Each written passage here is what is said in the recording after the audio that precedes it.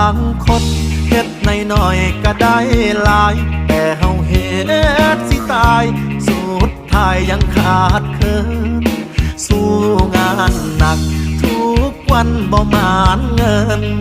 เส้นทางเดินมานแต่ใจลาลอยลอตเตอรี่ก็คือจังซื้อทุกงวดงานบุญงานบวชกินทานกับไปซอยศาสตร์ก่อนเฮ็ดบาปยังไว้น้อคอยวาสนาคือจังมาขี้หายแท้ให้คิดสาว่าเจ้านายเฮาคือกรรมเก่าให้คิดสาว่ามาใส่หนี้เขาศาสตร์นี้ท่องคำว่าทนในทุกนาทีเอามาเป็นยากันความแพ้